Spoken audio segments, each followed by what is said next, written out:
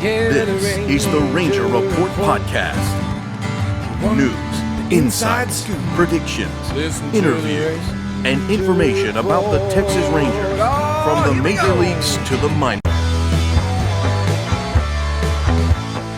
This is the Ranger Report Podcast. News, insights, predictions, interviews, and information about the Texas Rangers from the major leagues to the minor leagues. And now, here's your host, Ben Dieter. And now, here are your hosts, Ben Dieter and CJ Berryman.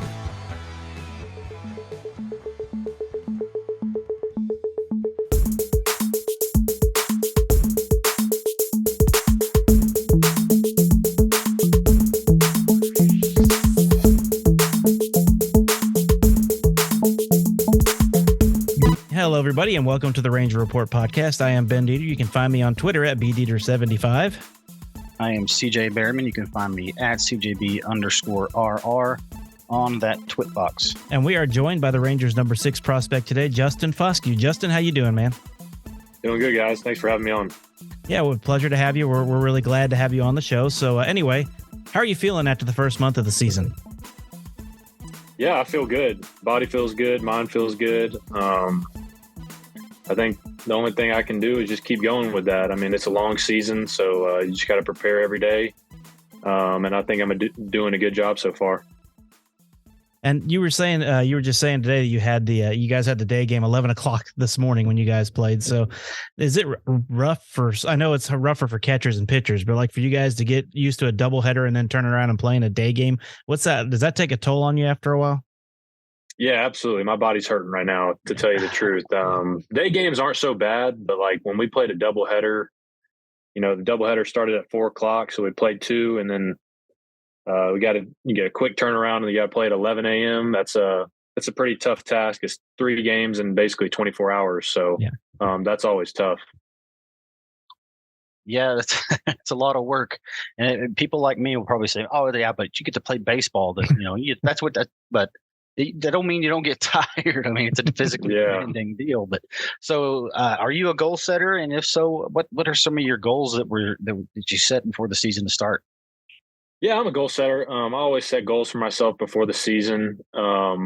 Obviously, I want to produce put up numbers. But besides the numbers part of it, like just being prepared every single day, taking care of my body. I want to play basically every day. I know they're going to give me some days off here and there, but in the big leagues, hopefully I'm that player that plays every day and stays healthy. So I think my main goal, and I've said it the last couple of years, is just take care of my body the right way. That'll just give me the best chance to perform.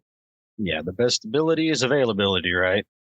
And I'm sure one of those goals wasn't to start hitless for a while. But hey, you've recovered fantastic.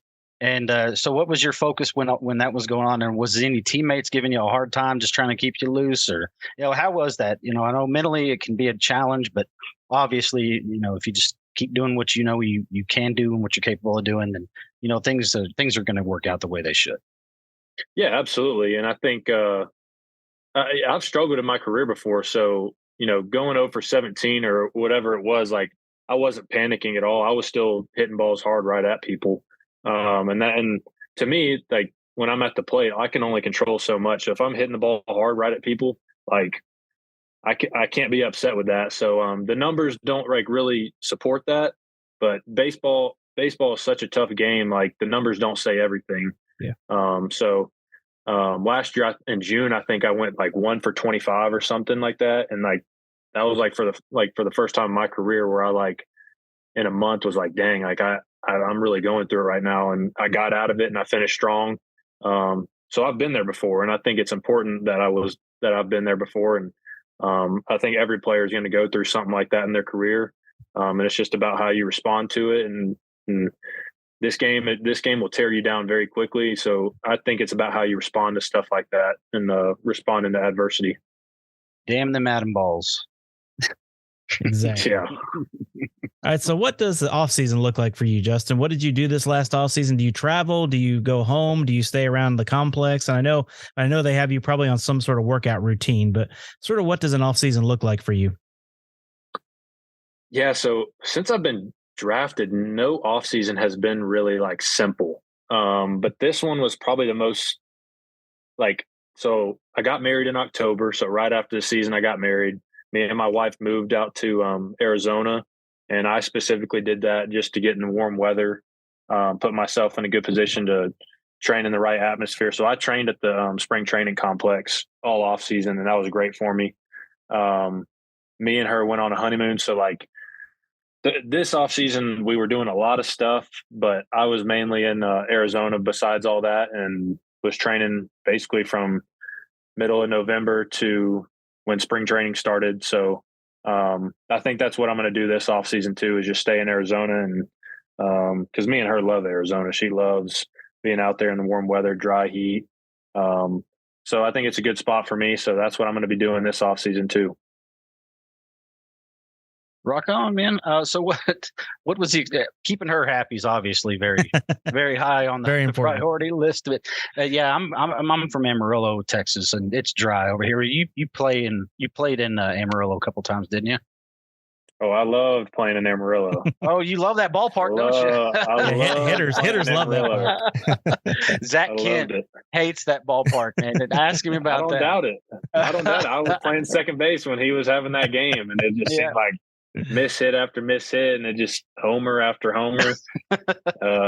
So for hitters, we love that park, especially right-handers, man. You just poke at it and it goes over left field.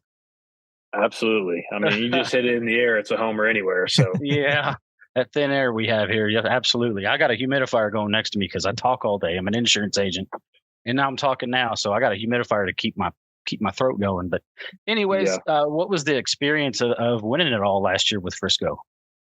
Yeah, it was awesome. Obviously, like it's a long season, like I said. So like when you get down to it and you play in meaningful games, it's always good to finish it like on top and, winning the whole thing. And you build relationships with those guys on that team. And I think everybody on that team is going to remember that. I think that'll be the highlight of a lot of people's lives until you get to the big leagues and hopefully win a World Series. So it was definitely special. Like I said, like it's a long season. So it's definitely a good feeling when you like go tell yourself like it was worth it, like we got a championship and got a ring off of it. So it was definitely fun. We swept the whole playoffs, and I was on board for that. I don't want to play extra games at the end of the season, so I'm glad we got it done in 4 games. Yeah. But yeah, it was pretty cool. Yeah, it was amazing. I really enjoyed watching that run for you guys too. So, and it was good because the year before, you remember that you guys were in first place bell to bell, but didn't make the playoffs because of the way they'd set that system up, which was really disappointing. And you ended up in Frisco that year, didn't you? You started at Hickory. Yeah, 21. Yeah, you ended up in Frisco in 21. Yeah, because I remember in Hickory, you and Blaine Krim were hitting like home runs like crazy for a little while. The lineup y'all had with Josh Smith and Duran, and dude, that was unfair. Yeah, we had some loaded lineups. I mean, we still do. We still have loaded lineups throughout the system, but we had a lot of guys in the big leagues on that team. Yeah. So in 2022, last year, playing Frisco the whole season, what besides winning it all, what was another one of your favorite memories from that season? Playing in Amarillo, that was always a highlight. We always look forward to that series. We always look forward to the good series in Amarillo. Honestly, like I think just hanging off the field with some guys. Like there was a pool like at our apartment complex in Frisco, and like just on our off day, just guys coming over, grilling out, and just hanging by the pool. Like it's stuff like that makes you just not think about baseball and kind of just like hanging out with the guys, creating those relationships. It makes it all worth it. So I would say just little memories like that. So this past spring at Big League camp, whose brain did you pick the most? or all of the above, maybe? Honestly, man, I kind of just stayed in my lane. Like they didn't really have us working with like the big dogs like Simeon and Seager. They kind of separate us. I think just trying to just get better every single day was my main focus in spring training, and trying to, it was obviously cool to meet, Bruce Bochy and the new guys on the staff. So, I mean, just learning every single day from those guys. And if you get to talk with one of those guys every now and then, that's always a plus. So, like I said, just trying to stay in my lane, trying to learn everything I can about being up there and just taking it day by day. Sometimes just watching and learn by example. Right? Yeah, absolutely. That's the best way to learn sometimes for some folks. Absolutely.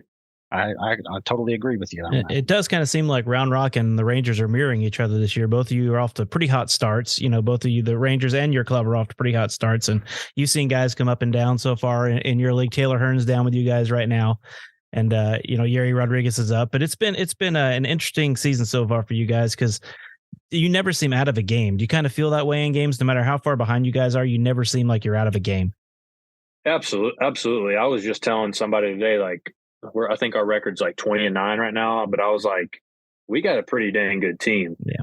Like I've heard some guys on different teams, hitters wise, that they're like, we don't want to face y'all as pitchers.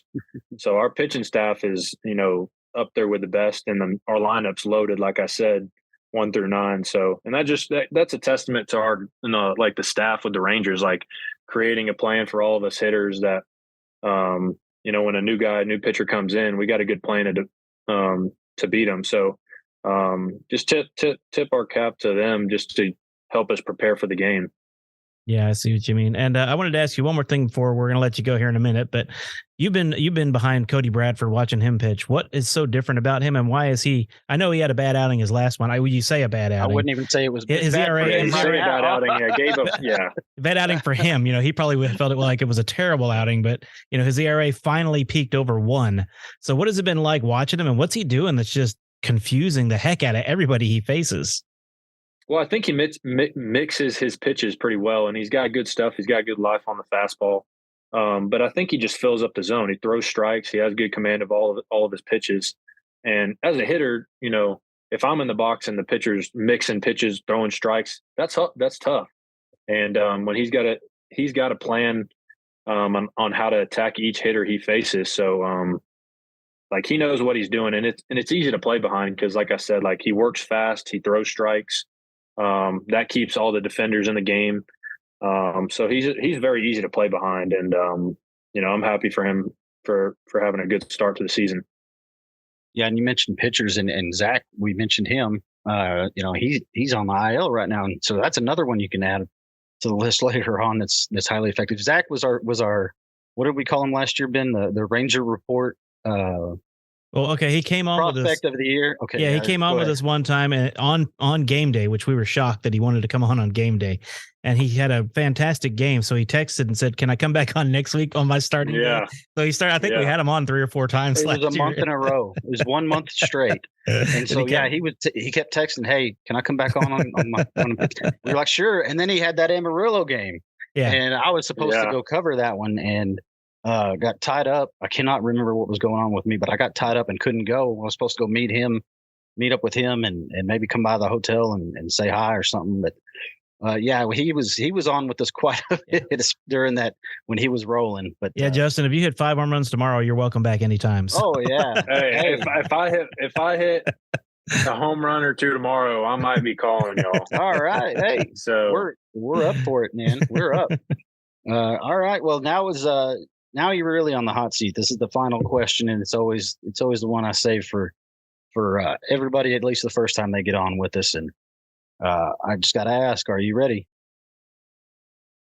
Am I ready for what? Are you ready for this hot seat question, hot take? Yeah, I'm ready. All righty. What's your go-to at Whataburger? Whataburger? Out of all the places that you could pick for burgers, you pick Whataburger? Yeah. Remember, I'm not a big Whataburger guy. But I do remember going to not Sugarland. What's the AA affiliate for the Astros? Oh, the Hooks, Corpus Christi. Yeah, Corpus Christi. Yeah. When we played in Corpus Christi, there's Whataburgers on every block. Yeah. I remember going there after the game and just getting a couple honey butter chicken biscuits. Mm-hmm. That's their like go-to. Yeah. And I might mix in a milkshake here and there. Yeah. But like I like Five Guys. I like In-N-Out. Five Guys. I love Five Guys too. Yeah.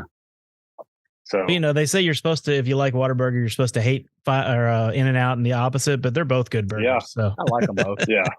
I like Whataburger better, but In-N-Out's good. I would turn it down. You're from Texas, so that's why. That's exactly right. If you were from Alabama, you'd be liking Five Guys. Yeah, that's and everybody from the West Coast is all about the In-N-Out. So In-N-Out. Yeah. It's just where you're from. I like them all, but of course I like Whataburger better. That's right. Just a little bit. That's just because we were born and raised here. So anyway, Justin Foscue, thanks so much for your time tonight, man. Yeah, appreciate it, guys. Thank you. Get some rest. Yeah, for real. I'm about to take a nap. Yeah, I hear you. All right, once again, Justin Foscue, thank you, sir. Yep, thank you, guys.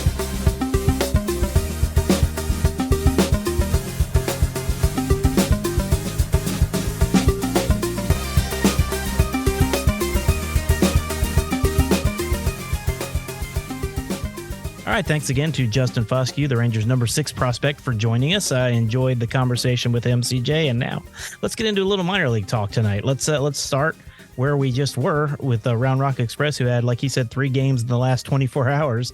They are 20-9. They are looking pretty good so far this year. Not bad at all. I mean, and as you mentioned, up and down that lineup, it's scary. And I like how he tipped the cap. Literally, he said he tipped the cap to the pitching. Pitching's been much better. Yeah. Or it has been awesome. And Cole Winn seems to kind of be coming around a little bit. So we mentioned about Justin's slow start, the over that he had for, I think it was the first 2.5 games or something like that. But he's back up to hitting 289 now. So Justin Foscue's back up to doing Justin Foscue things. So not worried at all about him. His OPS is 905. Yeah, he's all right. There you go. He's fine. He is just reminds fine. me, I remember one time when David Murphy started with like an 0 for 27 in the majors. Oh, and everybody was saying, God, and he wound up hitting like 297 that season. So, those kind of streaks happen. It just sort of stinks when they happen off the top of the season. Yeah, because it's recency bias. Yeah, because if you're batting 290, in July and you go for 0 for 17, it just drops you to like 260, But if you haven't got a hit yet, you're still at 0. That looks bad.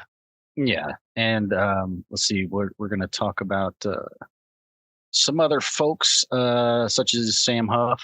Yep, Sam Huff, homer today. Yeah, he was struggling so bad at the beginning of the season, and Ben and I actually were talking off air that we were kind of a little worried that maybe his getting the demotion and not making the roster to start the season may have had something to do with how he was performing. And we were spitballing, and I mean, if it was, it obviously looks like he's put it past him, because he also homered 2 times in a game the other night. Yep. And I'm trying to pull up his numbers right now because his batting average is back way up. He's back up to 277. He was under 200 for the longest time. He was. And he's now got 5 homers and 19 RBIs. His OPS is 812. On base to 330. So it looks like Sam Huff is getting back. Yeah. I mean, and so you had Justin Foscue and Sam Huff starting off slow, and they were still putting up runs, and they're still 20-9 right now. They're 20-9. I mean, that tells you right there. Number one, the pitching's been good as well. Yep. And the hitting, whether it's 1 through 9. Yeah, they're producing. They're a fun team to watch, and I know we do tout Frisco a lot, and deservedly so. But man, those guys that are in AAA, those are the guys that they're the next wave. I mean, we're going to be seeing them pretty darn quick. Yeah, Foscue, if he keeps playing like he is, he's going to work his way into some sort of role, or at least get a shot this year. I think he's one you'll see in Arlington at some point this year. Yeah, again, his is a huge log jam. That's obviously why they're working him around everywhere. Yep. Like Josh Smith and Ezekiel Duran had to do, although Zeke Duran is just Smith is kind of the odd man out right now because of how Duran's playing. Yes, and I know we talked about Brad Miller possibly later on down the line, maybe not right now. He's a veteran that you can bring off the bench and you don't have to worry about. It's not like it's a young guy, but this is a minor league podcast, so we're going to stick to the minors. Correct. And who we had as a guest on last week, Cody Bradford. Oh, he had a terrible game last time out. He gave up a whole 2 runs. Yeah, it's terrible, ballooned. His ERA went all the way up to 1.07. 0.07, and he did take his first L of the season, as the offense was actually off kilter in that one. They lost. I can't remember the last time a Rangers pitcher, majors or minors, won all 5 of their first 5 starts. No, it's been forever. What he's done is really eye popping. And trivia question for you: where is he ranked? Is one of the Rangers' top prospects, or where was he ranked in MLB pipelines? Ooh, that's a good question. I'm guessing he was in the teens somewhere. He wasn't. What was he, in the 30s? He wasn't. He wasn't at all in it? In the top 50? He wasn't at all. Wow. Yeah, he wasn't at all. He's not on that list whatsoever. Well, I don't believe Cole Riggins was at the beginning of last year either. No, he was not either. And the year before that, he was pretty high. But then, last year, off, And then we had also Zach Kent. Yep. He was off of that for a couple of years. Correct, yep. Yes, it was me that was following him. That's right. From high A up. I was like, This is a guy. This is a dude. And yeah, you're the one that told me about him and had me start looking into him. Yeah, he's another one to look forward to. Just hope he's able to get healthy soon, or regardless of when Zach comes back, hopefully he's 100% and ready to go and has a good remainder of the year. So how about them Frisco Rough Riders? Yeah, I was gonna say, that's Round Rock. Let's hit Frisco, who are 12-11 at the moment. They're playing the Midland Rockhounds right now, so they've got some positives to talk about too. CJ. Oh, they got a ton. One of them's Luis Angel Acuna, and so this really surprised me, and I don't know why, but I didn't realize that he was as highly ranked as he is. He's third, I believe. Yep. In the Rangers organization, and you're seeing why right now. As far as an infielder goes, he's one of those game-changing type of guys. The best way that I can explain this, I think, is he's like a Leote in the infield. Yeah. That I think now. Unlike Leote, I have not, unfortunately, been able to make a game yet to Amarillo when Frisco's been here. I certainly intend to next time. But I haven't seen Luis Angel in person. So, but yeah, he's hitting over 300. He's looking like the guy that, I don't want to say like Ronald Acuna's little brother, because he does not want to be known as that. He wants to be known as Acanito. That's what he said. Yeah, Acunita. Yeah, Acunita. Acunita is when he came on the podcast when he was with Down East. Well, and Evan Carter's doing great too, but Luis Angel Acuna is batting better. I mean, 320 and 308. So, and they're 1-2 in the lineup. Yeah, so. I'll tell you what, man, I would not want to face Frisco right now. No. And then you got Blaine Krim, who's doing his thing. Or I'm sorry, not Blaine Krim. I'll get back to that one. Yeah, Luis Angel Acuna is ranked third in the organization, and that's that as far as that goes. But one guy I'm kind of worried about, and he's ranked number 11, and I really spotlighted this one when I was going through things today in the minors, is TK Roby. Yeah, ranked number 11. He's had a pretty rough start, and kind of looking at his starts, he's got a very high batting average against. Yeah. And it's over 300. I don't know, I'm not there to see them personally.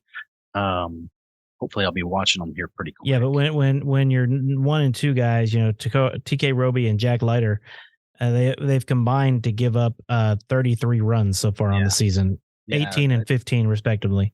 Yeah, TK the other night was 4 1/3, 8 hits, 6 runs, only 1 strikeout. He wasn't missing any bats. Yeah. And he was having trouble finding the strike zone. He only threw 49 strikes in 84 pitches. And where you've got Ryan Garcia and Owen White have each only given up 7 runs so far in the season. Right. So it's just and their talent, well, you expect it would turn around, especially for a guy like Leiter, and and TK too. These guys are 2 talented players, and hopefully they're able to get whatever it is that's bugging them on the mound figured out. And Leiter's been hit by the home run bug. He's given up 5 already this season. Yeah, and just keep the ball in the park. Yeah, and it's walks before those home runs that are really killing him. Yep.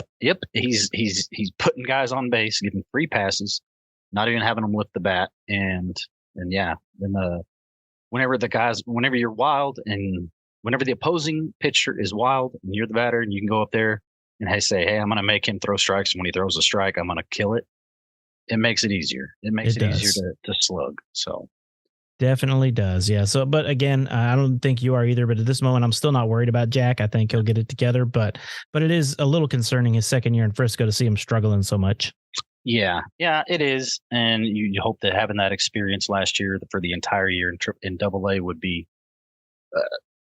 good to help him, progress toward,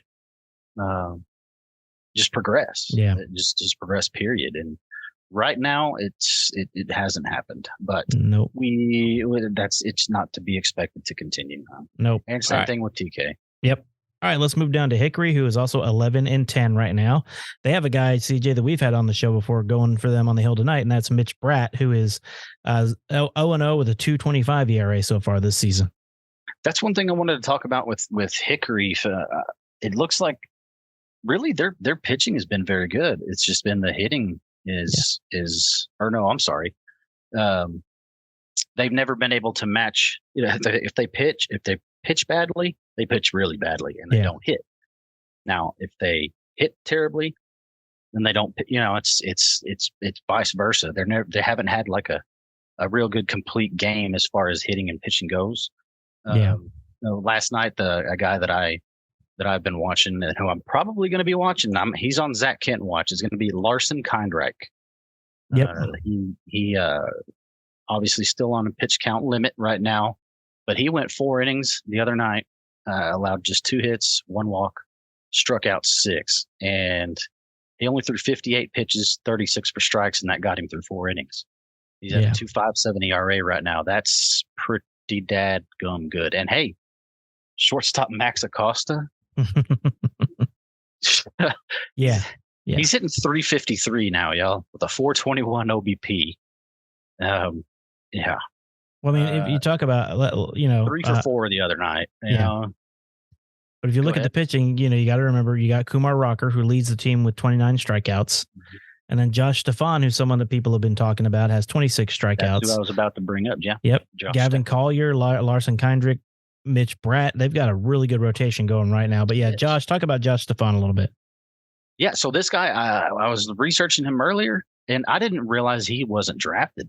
Mm-mm. He's just a free agent signing. So big surprise there. And this year he kind of had, as I mentioned, I think it was a couple podcasts ago, he was also having a Cody Bradford-like start to the season. I think his first 2 to 3 starts, he did not give up anything. He had an ERA of 0. So definitely a neat story. So he's actually from the DFW area. He went to South Grand Prairie. So he's a homegrown boy, and he's 3-1 right now. ERA of 2.05 in 4 starts, and he's got a WHIP of 0.73. And he leads the team with 22 innings pitched. Yes. And in his career, this impressed me even more. 3.48 ERA. And wow, it's not like it's just a small sample size. He's thrown 165 innings, and his WHIP is a 1.10 and 191 strikeouts in 165 innings. He's got stuff. So it's hard to see. And he's age 21. So he was eligible to be drafted multiple times. So it's confusing, perplexing, but you know what? We'll take it. But they definitely there in Hickory have an excellent staff. And Max Acosta, I guess you could call him kind of the veteran of the infield. I don't know. But he's definitely playing above the high A. Yeah, he is. And it's always a while, but these guys will eventually get promotions when the time comes around. So it just depends on who goes up from Frisco before they can move guys up. But There's anyway, going to be a lot of shifting, and we're going to be all over. We are. Let's move down east to the Down East Wood Ducks, who are sitting at 12-11 at the moment. Yeah, Ben, and one of the guys that I was wanting to see, or one that I had kind of highlighted is a low A prospect to watch, and I wasn't the only one. I mean, I'm not going to act like I'm a genius or nothing, but Jason Morbell, He's ranked number 12 in the Rangers organization, according to MLB Pipeline. Really, really, really, really struggling to start the season. He's hitting under 200. But he's projected, and whenever he's only 19 years old. Yeah. As we mentioned, they're a young team, super, super, super young. 19-year-old outfielder could be a definite impact back, like a 20 homer guy, just kind of almost maybe a Leote. Yeah. And Leote's now. I'm going to brag.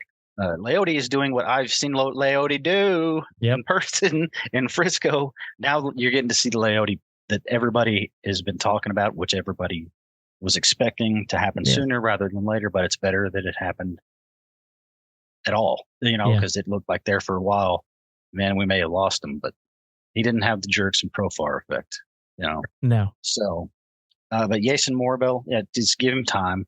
He's hitting, I think it's 176 right now. Yeah. But he's highly touted, highly talented, and look forward to seeing what he has, as well as pitchers, Alberto Mota.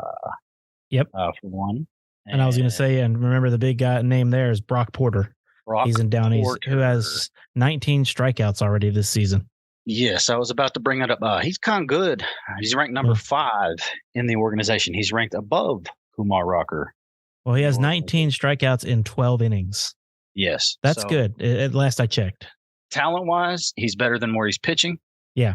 They're doing what I just thought they should have done with Jack Leiter. I'm still saying that. And what they're doing with Kumar this year. What they're doing with Kumar. Start him the year below where you want them to be. Yeah. Let them go out there and dominate. I mean, obviously Kumar's better than high A. Jack Leiter was better than high A. Yeah. But you want to start them out in their professional careers. I think the guys that are that talented at the high A level, let them get, garner some success and then pull them up. And, you're going to get to see that with Brock Porter now and with Kumar now. So yeah, Brock should dominate single A hitters. Yeah. And I know he's straight out of high school. That's one of the reasons he's there. Yeah. He's straight out of high school, but that kid can hurl the ball. 6'4", 208 pounds at 19 years old. Yeah. And like I said, he's got 19 strikeouts in 16 innings. So yeah, that's pretty amazing. Everybody for passing on him because of the money. Thank you to Kumar Rocker for taking less. Yes. So that they could pull in Mr. Brock Porter. And I did want to bring something else up about our buddy that we spotlighted again about the same time I did Zach Kent. Mm-hmm. That would be Mason Englert. Mm-hmm. Look what Mason's doing. Yeah, he's kicking butt in Tigers now. Yeah. Yes, he's pitched in.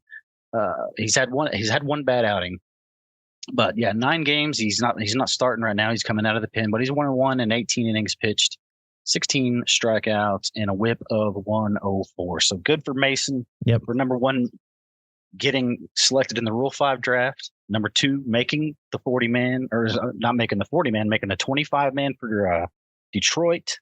And congratulations on a good start. And well, sadly, it means we're not getting him back. No, well, I mean, still can, but that would mean he would be doing bad. But I want him to continue to succeed. We want him to kick tail. And I texted him earlier and said, "Hey, we haven't forgotten you. Asked you. You still have support here at the Ranger Report." Yep, or something like that. Yeah, he is definitely fit in well in Detroit. Yep, he has, and we're not surprised. Not at all. Well, and there you go. All of the minor leagues, like we talked about, are all above 500 right now, which is really, really good. All of them are good. All of them have really good, talented guys to watch. If you live in any of those areas, you should go check them out. So all those teams are fun, and we will keep bringing you everybody that we can on this minor league edition of our podcast. Thank everybody for listening. CJ, thanks for all your research today so we could get this done. I just sometimes I wish we didn't have any guests so we'd have more time to talk about it. I don't have to sit here and dang Justin Foscue and Cody Bradford. I was throwing wrenches in our stuff. No, we love the guest. We know you love the guest. Yeah. And hey. And once again, shoot us a tweet or a direct message or shoot us an email, BerrymanCJ@therangerreport.com, Ben@therangerreport.com, and tell us who you want us to get. And we'll try to get whoever you guys want us to interview in the minor leagues. So. Thanks for listening to the Ranger Report podcast. Find us on Twitter, Facebook, and at therangerreport.com.